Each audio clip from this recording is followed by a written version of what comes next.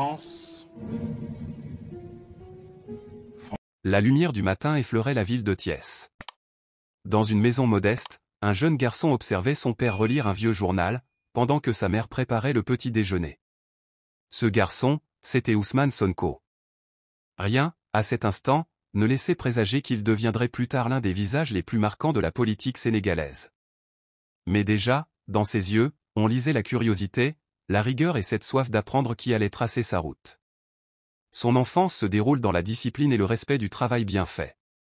Chaque matin, il partait à l'école avec la même conviction, comprendre, progresser, servir. Dans les ruelles poussiéreuses de Thiès, il apprenait la patience, la persévérance et le sens du collectif. Ses professeurs se souvenaient d'un élève discret, mais dont les copies portaient la marque d'un esprit précis et exigeant.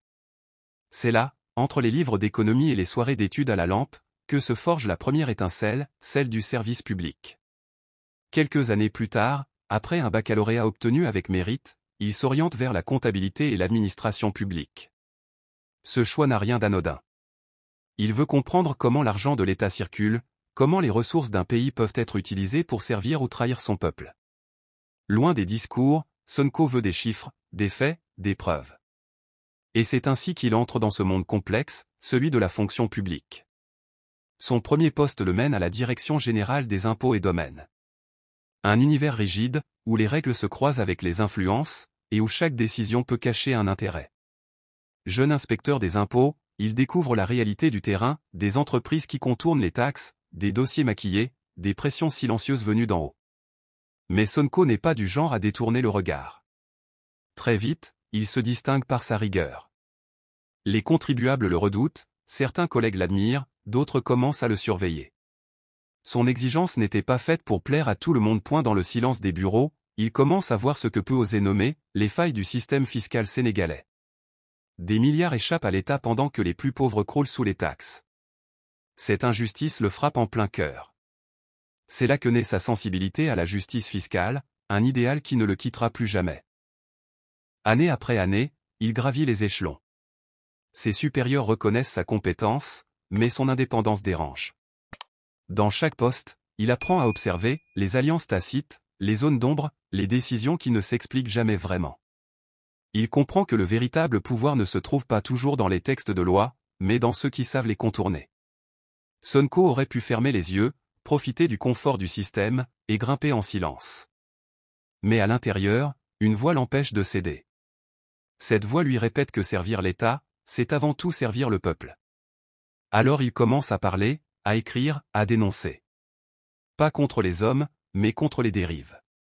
Il réclame la transparence, la réforme, la responsabilité.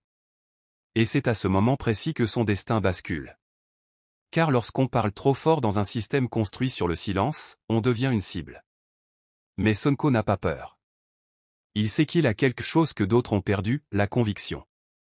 Ce premier épisode n'est pas l'histoire d'un politicien, mais celle d'un homme qui a compris très tôt que la justice ne s'obtient pas par la colère, mais par la vérité. Et cette vérité, il a choisi de la dire, quoi qu'il en coûte. Étincelle si tu crois, toi aussi, qu'un seul homme peut bousculer tout un système, abonne-toi pour suivre les prochains épisodes. Car l'histoire de Sonko ne fait que commencer et ce qui vient ensuite, c'est le moment où le fonctionnaire devient la voix du peuple. Le soleil tombait sur Dakar, étirant les ombres des grands bâtiments administratifs. Dans les couloirs de la Direction générale des impôts et domaines, les pas d'Ousmane Sonko résonnaient avec la même précision que les chiffres qu'il manipulait. Chaque jour, il classait des dossiers, contrôlait des bilans, et redressait des entreprises. Rien de spectaculaire, en apparence. Mais derrière la routine, une révolte silencieuse commençait à grandir. Il voyait ce que beaucoup préféraient ignorer, des contrats obscurs, des exonérations douteuses, des fortunes qui échappaient à toute traçabilité. Pendant que certains s'enrichissaient dans l'ombre, le peuple peinait à joindre les deux bouts. Les marchés populaires s'épuisaient, les fonctionnaires honnêtes se décourageaient. Et chaque soir, en refermant son dossier, Sonko se posait la même question, est-ce vraiment pour cela que j'ai choisi de servir l'État? La réponse, il la trouva dans l'injustice. Un jour, il reçut un ordre venu d'en haut, fermer les yeux sur un dossier impliquant une grande entreprise étrangère. Une somme colossale, effacée d'un trait de plume. Il refusa. Ce refus, simple en apparence, fut son premier acte de désobéissance. Dans une administration où le silence valait promotion, Sonko choisit la parole. On le convoqua, on le sermonna, on le menaça. Mais plus on tentait de l'intimider, plus il s'affermissait. Dans sa tête, une idée prenait forme, la vérité ne sert à rien si elle reste enfermée dans les bureaux. Alors il décida de parler. Pas dans les couloirs, mais au grand jour. Sonko commença à écrire, à publier des textes sur la justice fiscale et la transparence dans la gestion publique. Il ne dénonçait pas les hommes, mais les mécanismes. Ses mots étaient clairs, tranchants, dérangeants. Rapidement, ses articles se répandirent sur les réseaux. Certains le saluèrent comme un modèle d'intégrité. D'autres le traitèrent d'imprudent, d'insoumis, d'ambitieux. Mais Sonko savait qu'il avait touché une corde sensible, celle du peuple fatigué de l'impunité. Ses collègues le regardaient différemment. Certains baissaient les yeux quand il passait. D'autres lui glissaient discrètement des dossiers, des preuves, des chiffres cachés. La machine administrative, d'habitude si opaque, commençait à révéler ses secrets à travers lui. Mais il y avait un prix à payer. Les pressions se multiplièrent. On tenta de le muter, de le faire taire, de le discréditer. On fouilla dans ses comptes, on surveilla ses déplacements. Pour beaucoup, il était devenu un problème. Pour d'autres, un symbole. Un soir, dans son bureau plongé dans la pénombre, il prit une décision qui allait changer sa vie. Il ne servirait plus un système qu'il considérait corrompu. Il allait servir le peuple, d'une autre manière.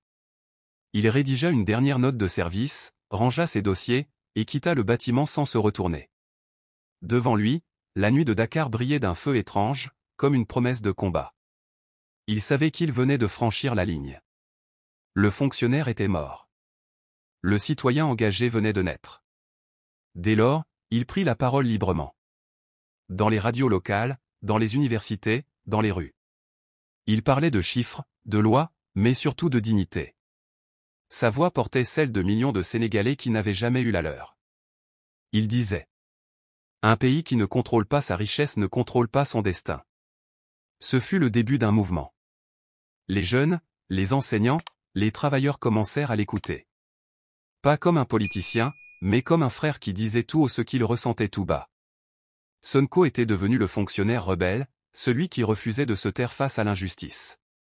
Et sans le savoir encore, il venait d'ouvrir une nouvelle page de l'histoire politique du Sénégal. Feu, l'histoire ne s'arrête pas là. Car dans le prochain épisode, la voix du peuple, Sonko va transformer sa révolte en un véritable projet de société. Il ne s'agira plus seulement de dénoncer, mais de construire. Et la nouvelle s'était répandue comme une rumeur. Sonko a quitté la fonction publique.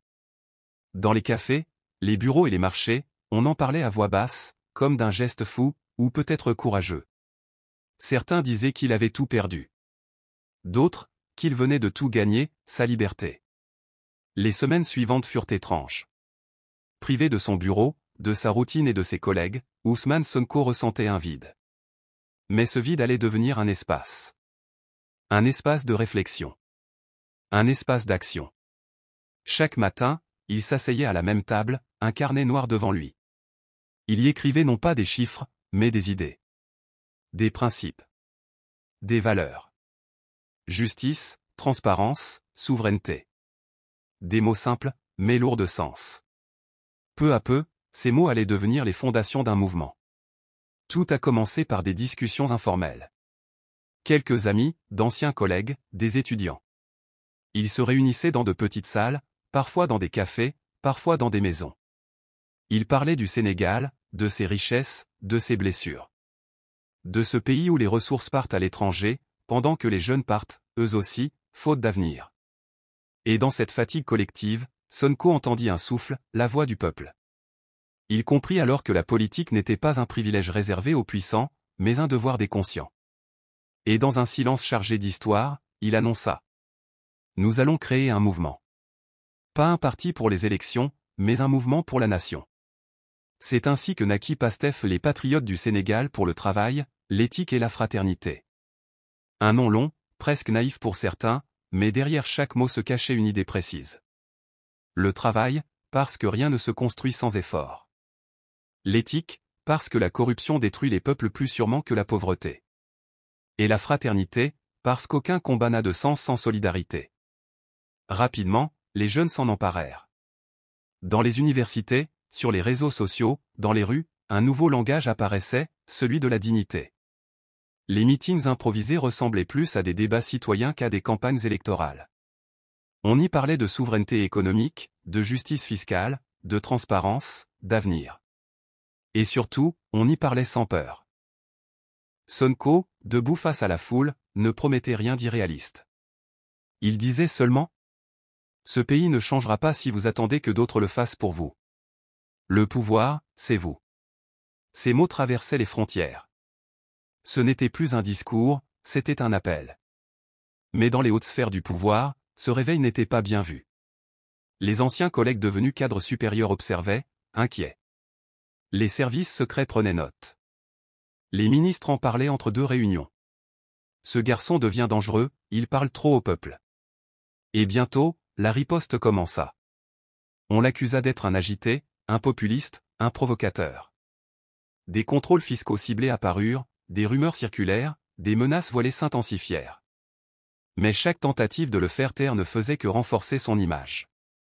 Sonko devint le symbole de l'intégrité face au système. Un jour, lors d'un meeting à Ziguinchor, il prit le micro sous un soleil écrasant. La foule débordait jusque dans les rues. Des femmes, des pêcheurs, des étudiants, des retraités, tous venus écouter celui qu'ils appelaient désormais le fils du peuple. Et d'une voix ferme, il lança : vous pouvez enfermer un homme, mais jamais une idée. Vous pouvez salir un nom, mais pas la vérité. Ce combat n'est plus le mien, il est le vôtre. La foule explosa. Les cris, les chants, les drapeaux. Ce n'était plus une réunion politique, c'était une renaissance collective. Un peuple qui retrouvait sa voix, sa fierté, son courage. Ce soir-là, en quittant la scène, Sonko leva les yeux vers le ciel de Casamance. Il comprit que le chemin ne ferait que s'assombrir désormais. Mais il sourit. Parce qu'il savait que même dans la tempête, la voix du peuple ne s'éteint jamais. Feu dans le prochain épisode, le choc du pouvoir, le système réagira. Les attaques se feront plus dures, plus personnelles, plus stratégiques. Mais dans l'œil du cyclone, Sonko devra apprendre à transformer la persécution en puissance. Le succès de Sonko commençait à déranger.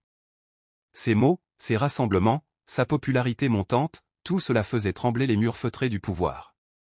Ce qui, au départ, semblait n'être qu'une simple agitation citoyenne devenait une menace politique réelle. Dans les bureaux ministériels, on ne riait plus. On s'organisait. Les premiers signaux furent discrets, des appels étranges, des invitations douteuses, des dossiers égarés. Puis vinrent les articles de presse. Un à un, les journaux commencèrent à publier des titres ravageurs.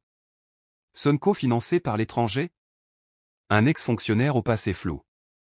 Le patriote ou le populiste ? La machine médiatique venait de s'activer. Et cette fois, elle ne comptait pas reculer. Dans les rues de Dakar, les conversations changeaient de ton. Certains doutaient, d'autres défendaient. Mais Sonko, lui, restait calme. Il savait que le combat venait de changer de terrain. Ce n'était plus une question d'idées, mais d'image. Et dans un pays où la vérité coûte cher, l'opinion publique devenait une arme. Chaque apparition médiatique était un champ de bataille. Les journalistes posaient des questions piégées, les plateaux télé se transformaient en tribunaux. Mais Sonko ne se laissait jamais emporter. Son ton restait posé, son regard direct. Il ne cherchait pas à plaire, mais à éveiller. Face aux caméras, il disait simplement : je n'ai pas peur. Parce que ma seule richesse, c'est la vérité. Et la vérité n'a pas besoin de protection. Pourtant, les attaques s'intensifièrent. Des campagnes de diffamation apparurent sur les réseaux. De fausses accusations, des vidéos truquées, des discours sortis de leur contexte. Le but était clair, isoler Sonko, le présenter comme un danger pour la stabilité. Mais l'effet fut inverse. Dans les quartiers, les villages, les universités, le peuple se ralliait. Les jeunes voyaient en lui leur propre colère, les mères leur propre dignité, les travailleurs leur propre frustration. Sonko ne parlait plus seulement au Sénégal, il parlait à tous ceux qui avaient été réduits au silence. Les manifestations se multipliaient. Les drapeaux s'élevaient. Et partout, un chant résonnait. Le peuple ne se vend pas. Un soir, après un long rassemblement à Pikine, Sonko rentra seul dans sa voiture. Il regarda la foule se disperser sous la pluie fine. Des visages jeunes, épuisés, mais déterminés. Il comprit alors que ce n'était plus une simple opposition. C'était un mouvement de conscience. Pour la première fois, le pouvoir ne faisait plus peur. Parce que désormais, la peur avait changé de camp. Les institutions tentèrent alors une autre stratégie. La disqualification morale. On fouilla dans son passé, on inventa des alliances, on déforma ses propos. Mais Sonko resta droit. Et plus on l'attaquait, plus il devenait fort. Parce qu'un homme debout inspire 1000 autres à se lever. Au fil des semaines, son image se transforma. Il n'était plus seulement un ancien inspecteur rebelle. Il était devenu le porte-voix d'une génération trahie. Chaque mot, chaque silence, chaque geste comptait désormais. Le système voulait l'étouffer. Mais sans le savoir, il était en train de le sacraliser. Les radios parlaient de lui jour et nuit. Les journaux, même ceux qui le critiquaient, ne pouvaient plus ignorer son nom. Et dans ce vacarme médiatique, une vérité simple émergeait. Le peuple avait trouvé son écho. Cette période marqua un tournant. Car ce choc avec le pouvoir n'était pas une fin, mais un commencement. Sonko comprit que la politique n'était pas seulement une affaire d'idées, mais de résistance. Et au fond de lui, il savait que la prochaine étape serait la plus difficile. Transformer la colère du peuple en projet de société. Cette fois, il ne s'agirait plus de parler. Il faudrait agir. Feu dans le prochain épisode, le programme d'un peuple, Sonko présentera sa vision, un Sénégal souverain, éthique et productif. Mais plus il proposera des solutions, plus les attaques deviendront dangereuses. Car là où l'idée devient projet, la menace devient réelle. Le bruit des foules s'était calmé. Après la tempête des attaques, Sonko prit un temps de silence. Ce n'était plus le moment de réagir, mais d'agir. Car il avait compris une chose essentielle. Critiquer le système ne suffit pas, il faut proposer une alternative. C'est dans ce silence stratégique qu'il commença à bâtir le socle de sa vision. Il voulait un Sénégal libre, travailleur, digne. Un pays qui ne mendie pas, mais qui crée. Un peuple qui ne subit pas, mais qui décide. Pendant des mois, il sillonna le pays, sans caméra, sans cortège officiel. Des villages de Casamance aux rues de Kaolack, il écouta les pêcheurs, les commerçants, les enseignants, les jeunes diplômés sans emploi. Partout, il posait la même question. Que veux-tu pour ton pays? Et les réponses, simples mais profondes, remplirent ses cahiers. De ces voix naquit le programme d'un peuple. Un projet collectif, rédigé à la main, nourri par la réalité du terrain. Ce n'était pas un manifeste politique, c'était un serment social. Il y parla de souveraineté économique pour que les ressources du pays profitent enfin aux Sénégalais. Il y parla d'éducation pour que chaque enfant, riche ou pauvre, ait accès à la connaissance. Il y parla de justice pour que la loi cesse d'être un outil de domination et redevienne un bouclier pour les faibles. Et surtout, il y parla de dignité. Cette dignité que tant avaient perdue à force de se sentir oubliés. Le jour où il présenta ce programme pour la première fois, la salle était pleine à craquer. Aucune affiche luxueuse, aucun décor artificiel. Juste une table, un micro, et un drapeau. Devant lui, des centaines de visages attentifs. Il prit la parole, d'une voix calme mais ferme. Ce que je vous propose n'est pas un rêve. C'est une réalité possible. Mais cette réalité dépend de vous. Parce que le changement, ce n'est pas un homme, c'est un peuple qui se lève. Ces mots traversèrent les murs, puis les frontières. Les jeunes partagèrent ces vidéos, les travailleurs en parlèrent sur les chantiers, les maires l'évoquèrent au marché. Pour la première fois depuis longtemps, la politique inspirait à nouveau. Mais plus son projet prenait de l'ampleur, plus la résistance se durcissait. Les élites y voyaient une menace à leurs privilèges. Certains médias l'ignoraient volontairement, d'autres minimisaient sa portée. Mais Sonko avançait, imperturbable. Parce que son objectif n'était pas de convaincre les puissants, mais d'éveiller les consciences. Les premières confrontations électorales furent un test brutal. Sonko faisait face à des candidats disposant d'immenses moyens financiers. Affiches, médias, promesses, tout semblait jouer d'avance. Mais dans les quartiers populaires, la réalité était différente. Les gens se levaient tôt pour assister à ces meetings. Ils n'attendaient plus de l'argent, ils attendaient une direction.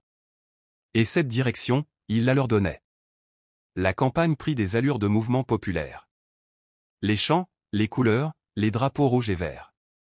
Les slogans simples, mais puissants. Le peuple d'abord. L'éthique avant la politique. Les foules grossissaient, les villes vibraient, les villages s'organisaient. Sonko n'était plus un candidat, il était devenu une cause. Et quand les urnes s'ouvrirent, les chiffres importaient moins que le symbole. Car, qu'il gagne ou non, quelque chose venait de naître. Une nouvelle conscience politique au Sénégal. Ce soir-là, après le dépouillement, il monta sur scène. Le vent chaud de Dakar soulevait les drapeaux. Il leva le poing, et dit simplement. Ce combat ne s'arrête pas aux élections. Il commence là où le peuple décide de ne plus attendre. Nous avons prouvé que la dignité n'a pas besoin de permission. Dans la foule. Dans la foule, des larmes coulaient. Pas de tristesse, mais de fierté. Car au-delà des résultats, les Sénégalais savaient qu'ils avaient repris quelque chose d'inestimable, leur voix point cette nuit-là, dans les rues de Dakar, une phrase résonnait. Ce n'est plus Sonko contre le pouvoir, c'est le peuple contre l'injustice. Et lui, debout sur le balcon de son siège de campagne, regardait la foule en silence. Un sourire discret, un regard lointain. Il savait que le chemin serait long. Mais il savait aussi que le peuple, désormais, ne se rendrait plus jamais. Feu dans le prochain épisode, la tempête et la foi, le pouvoir passera à l'offensive. Les arrestations, les accusations, la censure. Sonko fera face au pire. Mais dans cette obscurité, il découvrira aussi la lumière d'une conviction plus forte que la peur. Celle que la vérité finit toujours par triompher.